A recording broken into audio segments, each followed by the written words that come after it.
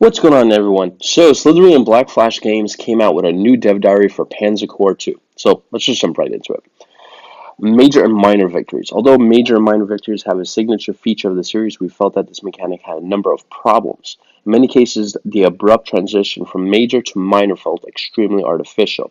Players wonder why finishing on turn 10 is a major victory with all its inherent bonuses, but finishing on turn 11 is already a minor victory and finishing on turn 9 did not give any additional bonuses.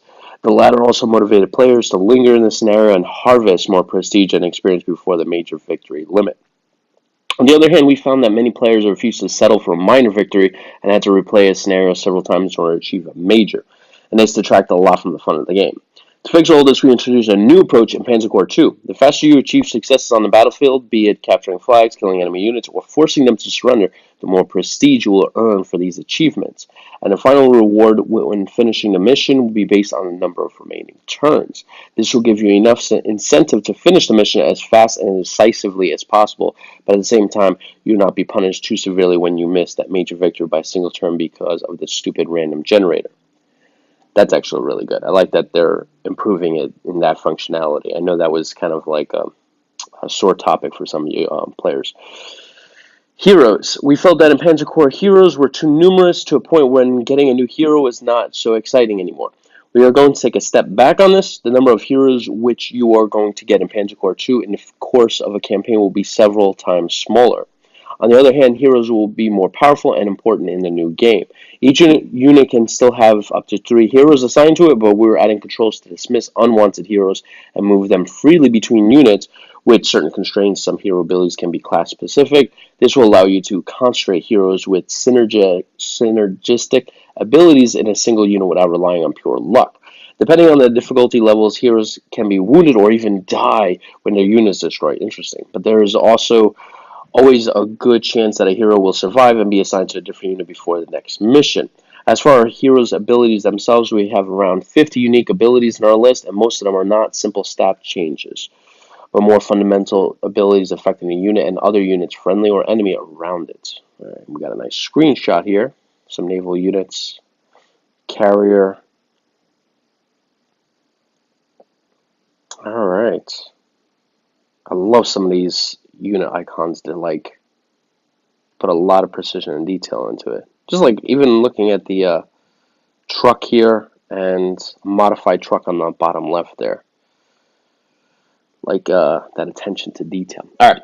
Awards are also getting significant overall. And Panzer Corps awards were purely decorative and representing elite veteran units, even if they lost experience in a series of green replacements. But we felt that as a gameplay mechanic, awards were wasted to a large extent. Panzer Corps 2 awards will not be given for a certain number of kills, which all units in the Corps achieve eventually and often at about the same time, but for doing something outstanding on the battlefield. For example, for killing a certain number of units in a single scenario, or for surviving several attacks in a single turn. Oh, that's going to be good.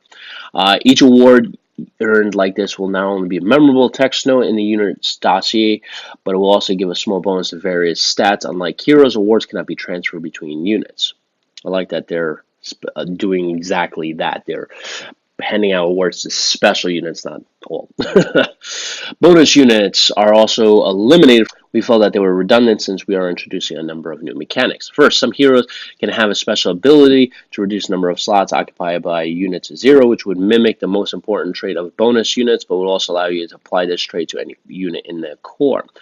Second, we introduced the concept of prototypes. Prototypes are more advanced and cool units which can be made available to you before their official availability date in limited numbers. Prototypes can appear randomly or based on various conditions, meeting secondary objectives.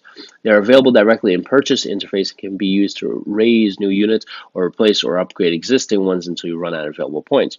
Just as in real life, prototypes can have reliability problems, which are shown in the game by occasional loss of movement points and attack action at the beginning of the turn. That's cool. I like that.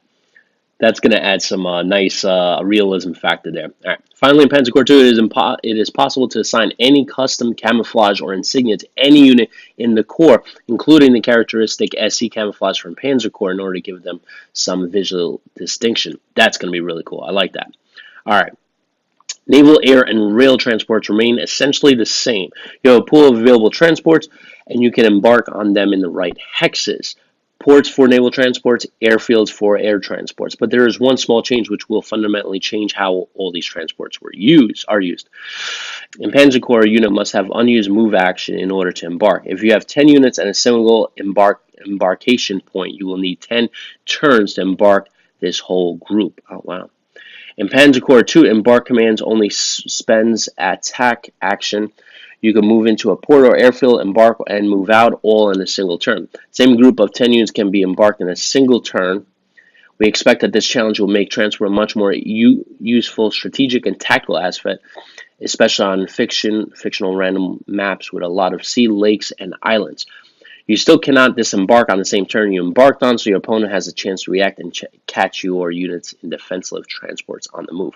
All right, interesting. I like that. Yeah, that's good. All right, guys. So I'm really, I said this before, and I'll say it again. I'm really looking forward to this game. This, what they're doing with Panzer Corps 2, I feel like they're improving upon Panzer Corps 1, which you get that with any sequel, but they're improving the holes that were in Panzer Corps, the things that people didn't like. A lot of times when you get with sequels, they're like, oh, we're going to change all the mechanics. And so instead of keeping the ones people like, a lot of sequels are just like, yeah, we're just going to change everything and change the entire thing.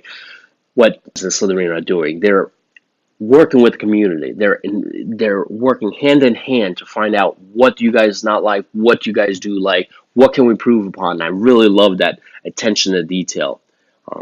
It shows the level of passion and dedication that they have to this. So I'm very motivated. I cannot wait to get my hands on this. In fact, I'm actually going to start up some Panzer Corps on my iPad and play a couple rounds and, dream that I'm playing this one. All right, guys, I'll catch you next one. See you then.